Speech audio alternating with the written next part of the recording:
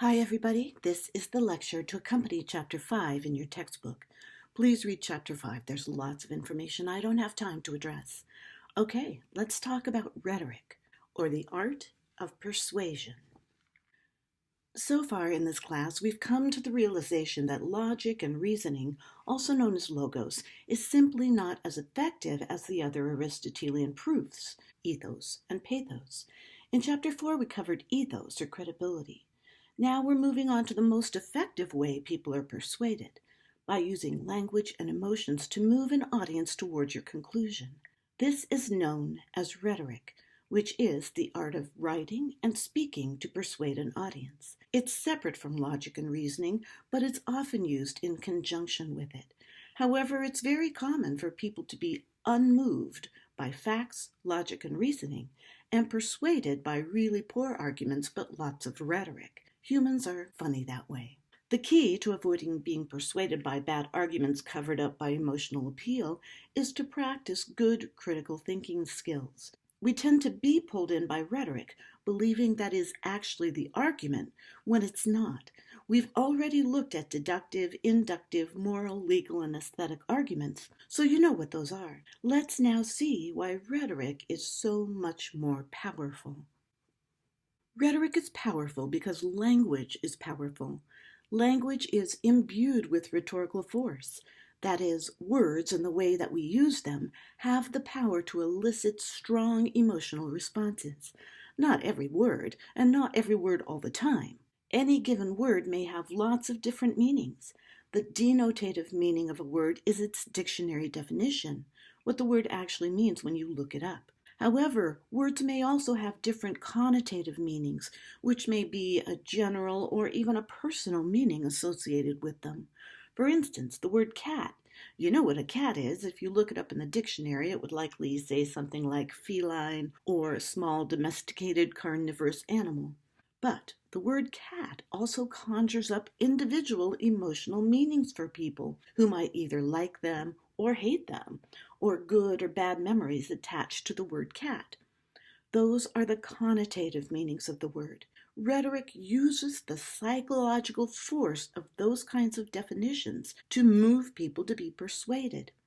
It depends on those emotional meanings in language. Rhetoric is an amoral art. That means it's neither inherently good nor inherently bad. People have used it since the beginning of language itself to bring others to their side. Politicians and salespeople use it constantly. Your friends and family members use it, and you use it. Good writers and speakers use well-chosen persuasive words and phrases. A speech or essay with only logic and no rhetoric is usually neither interesting nor persuasive, so it can be a useful and effective tool. However, people who have their own self-interest in mind may be extremely good at using rhetoric to manipulate others. So good critical thinkers have to be able to distinguish the argument from the rhetoric, because it's used so extensively and it also has a fairly high track record of success. It is in your best interest to be able to distinguish which parts of an argument are actually the argument and which parts are rhetoric. Here's an argument that uses lots of rhetoric. It's sick to torture an innocent creature, yet that's exactly what these so-called scientists do when they perform hideous experiments on little puppies. Moral sadists. They make me vomit. They're no better than Hitler. There's so much emotional content in this argument that makes it kind of hard to figure out what the argument actually is. But I think this is it. Premise 1. Scientists who use dogs in experiments bring pain to innocent creatures. Premise 2. It is immoral to bring pain to innocent creatures. Conclusion. Therefore, such scientists act immorally. Now I want you to go back and look at this argument and list the words that you think are being used rhetorically or in an emotional way to persuade you to believe the conclusion. You can stop the recording, list them, and then start it again.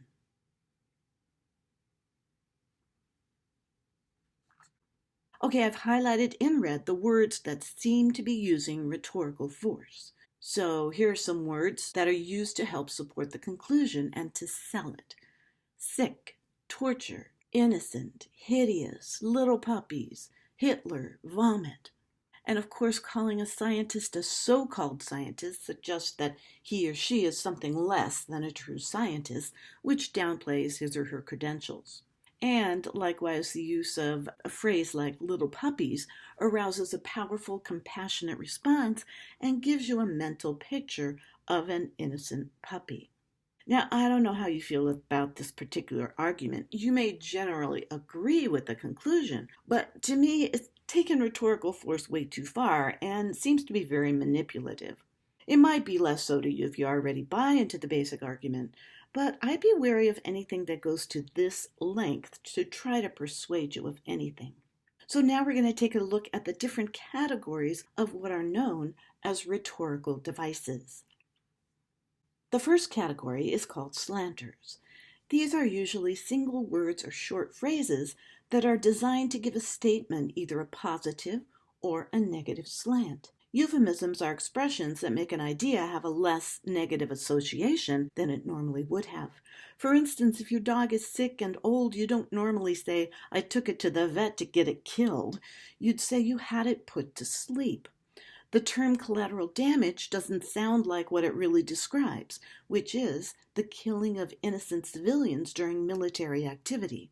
The first example is used to give a more compassionate tone to what you had to do for your animal. The second one is much less ethical and more to keep people from really considering the price of war. Diphomism is the opposite of euphemism.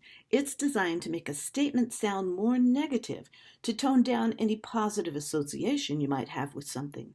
So describing someone as eating animal flesh instead of having a steak kind of makes that action sound pretty unappealing. Referring to your grandfather as a geezer rather than a senior citizen doesn't put Grandpa in a very good light, does it? Weaselers are words that are used to qualify a claim by watering it down, weakening it, or hiding what it really means so that if the author of the claim is challenged, they have a way out. They can say, no, that's not what I meant.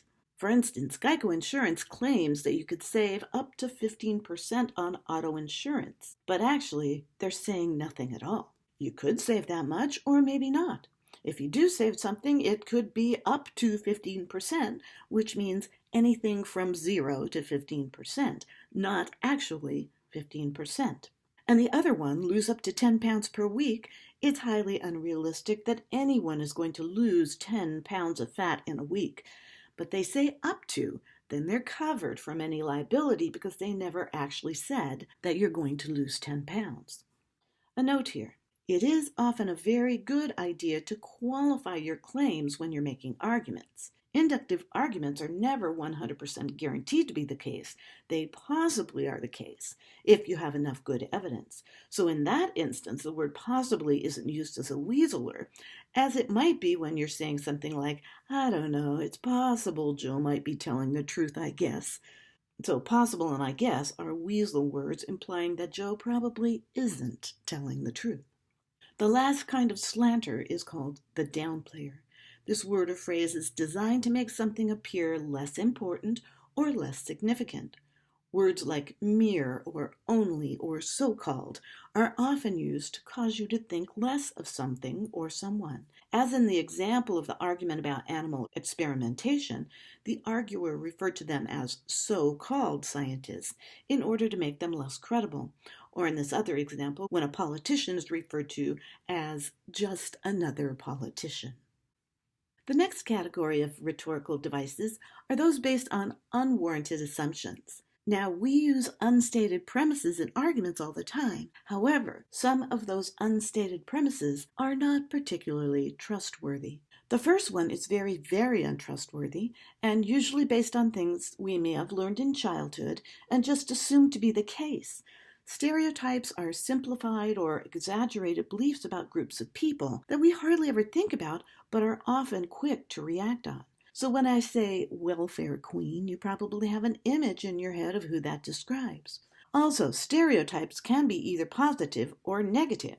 The stereotypes of a Southern gentleman and a redneck actually apply to people from the same area of the country and maybe even the same people. Even if we consciously think about it and realize that a characteristic can't possibly apply to every single member of a group, it's still very hard to rid ourselves of these beliefs. But you can recognize them for what they are: rhetorical devices that may be persuasive but should carry no evidentiary force. In other words, they are not a part of the argument and they don't qualify as evidence for anything. Innuendo uses neutral or even positive phrasing, but it actually insinuates something derogatory. It's very sneaky, like a backhanded compliment. On the face of it, it sounds okay, but the insinuation is fairly obvious. "I see your rent check didn't bounce this month" is an example of this.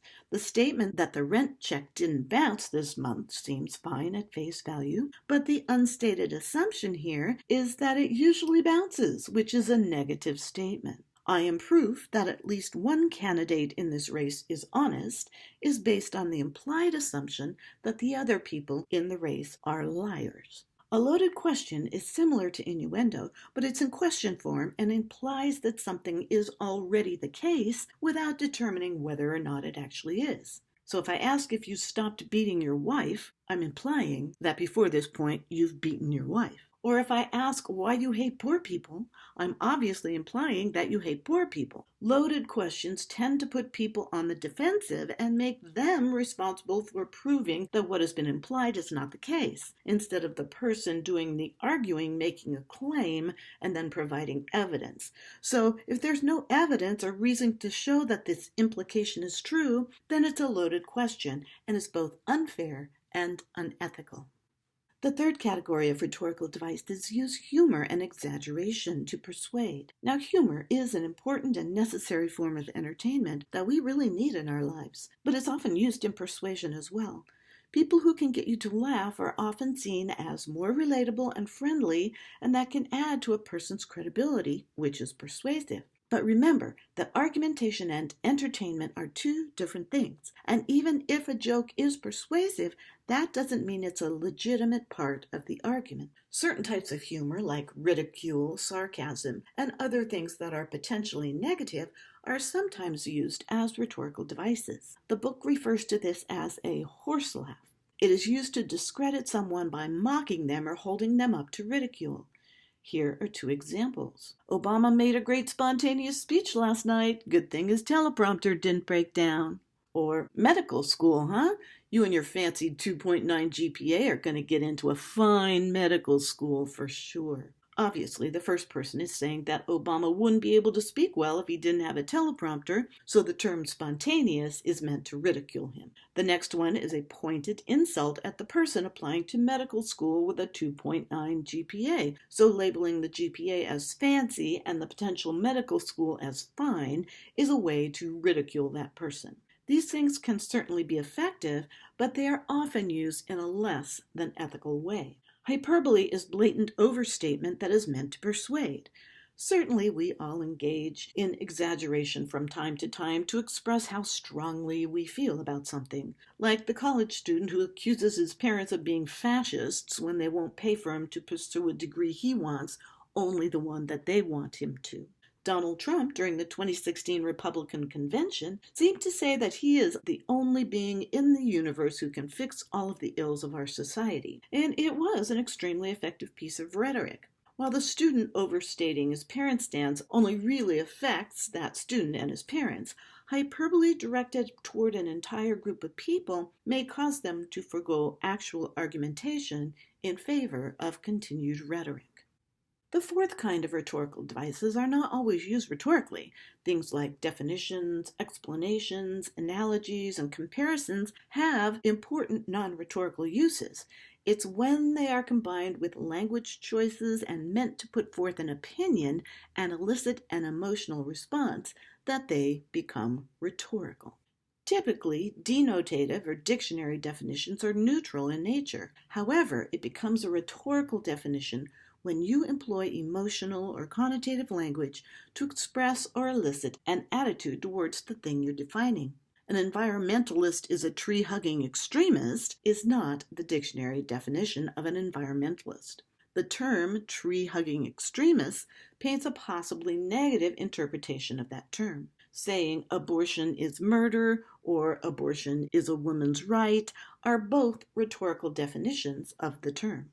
Rhetorical explanations sound like regular explanations, but if you listen or look closely, you can pick out language designed to slant your opinion in a particular direction. In the example, it seems as if this person is explaining why he isn't in favor of affirmative action, but he's actually painting affirmative action in negative terms. Now, if he'd said something like, I am no longer in favor of affirmative action because I believe they are more interested in handouts than equal rights, now that's a decent explanation. What's written here, however, simply assumes that this way of explaining affirmative action is the way that it should be looked at.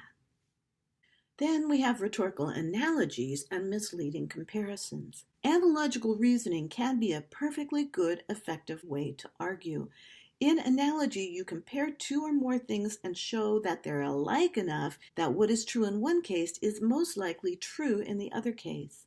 However, when you use rhetorical analogies, you're only comparing things to make one of them appear better or worse than it might otherwise be. This example, comparing the New York Times editorial page to a Ouija board, is obviously made to make the audience have a negative opinion of the New York Times. You really need to be careful. This is not to say that rhetorical analogies are always negative. They obviously can be used to bring home a point, but make sure your comparisons are clear, not vague or misleading. When you say one thing is better than another, tell us how. Give us some evidence. Don't leave out important information. Make sure the things being compared are actually comparable. Comparing the New York Times and Ouija board, while certainly creative, doesn't really work because those things are not comparable. And if you're using statistics like percentages or averages to make comparisons, again, make sure you're comparing items that actually have the thing in common that you're trying to compare.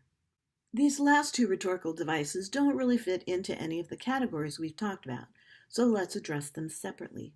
Proof surrogates are words and phrases that subtly make you accept a claim without actually citing any evidence or authority for that claim.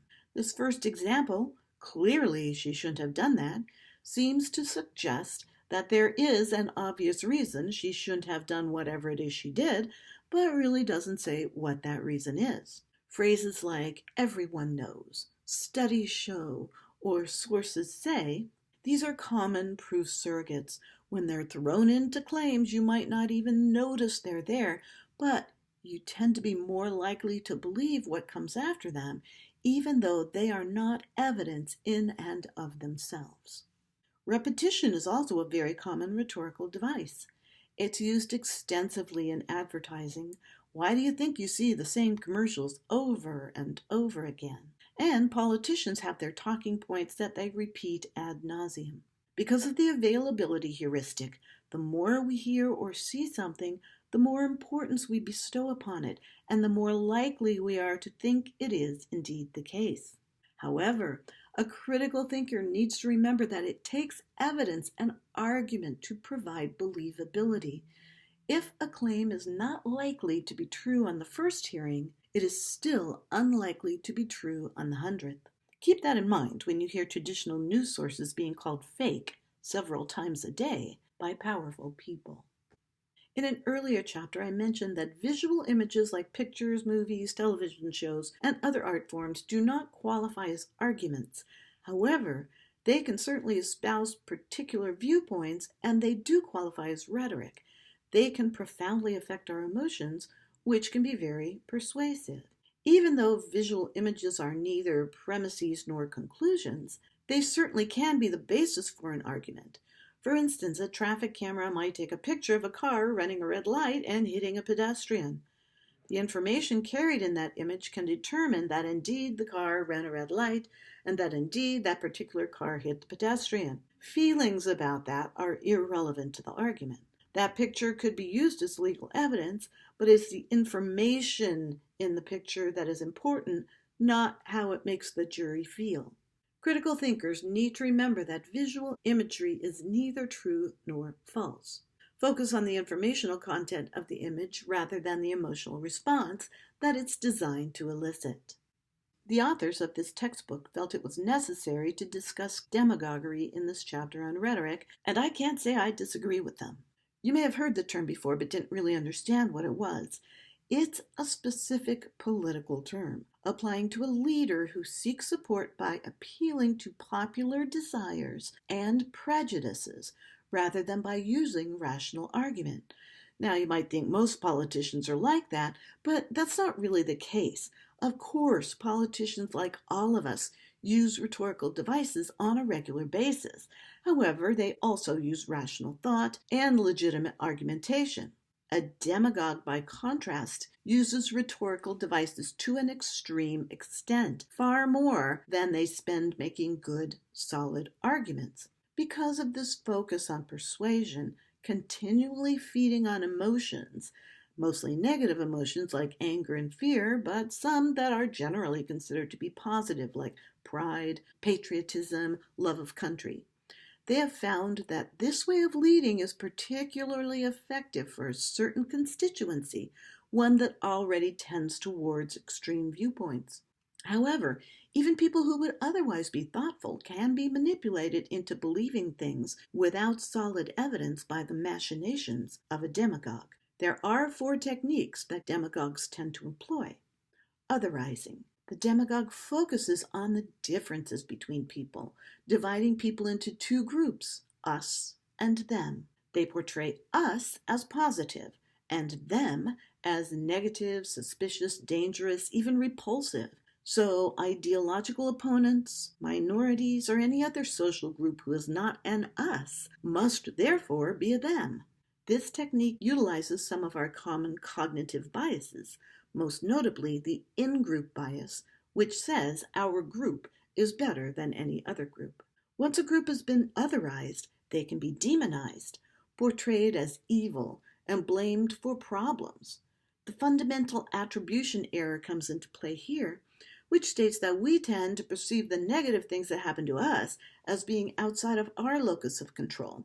But when people in groups that we perceive as others have negative things happen to them, we believe it's because that person or group has some fundamental internal character flaw. So those other people are flawed, evil, and the cause of many of our problems, or at least that's what we think.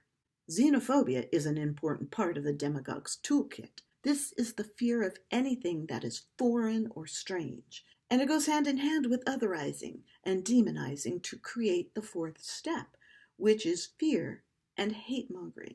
This is the act of stirring up hatred or enmity and can result in actual physical acts against people who are perceived to be others. There's a particularly chilling quote by Joseph Goebbels, the head of the Nazi Ministry of Information during World War II, that pulls all of this together. I'm not going to read it here. It's on page 155 in your textbook. It really illustrates how these techniques were used to persuade probably otherwise very nice German citizens into being perfectly okay with killing innocent people. So how do you avoid being manipulated by a demagogue? The best thing you can do is to be aware when you feel your emotions rising during a speech or political broadcast. Look at those emotions. What are you feeling? If it's inspiration, compassion, or some emotion that inspires you to be a better person, well, that's probably fine, although you still need to realize that emotions are not arguments. However, if what you're feeling is fear and anger, and if you realize that you're being asked to focus that fear or anger on another group of people, step back and analyze what's being said. Look for the arguments. What evidence is being provided? There might not actually be any arguments, only emotion. Be on guard. Do your homework. Now, after everything I've said, I hope you don't think that rhetoric is always bad and you shouldn't use it, or that you should immediately dismiss any statement or argument simply because it contains rhetoric. Rhetoric absolutely has a legitimate place in discourse. I like to think of it as the icing on the argument cake, the thing that really tops off the argument and makes it special. But you must remember that by itself, rhetoric doesn't contain any logical force, only emotional force. On the other hand, don't be so pulled in by rhetorical force to the point that you just buy into a poor argument or no argument at all. You just succumb to the persuasion. You need to evaluate arguments on their structure and content and continue to be mindful of your own responses to rhetoric. This is the end of the lecture on Chapter 5.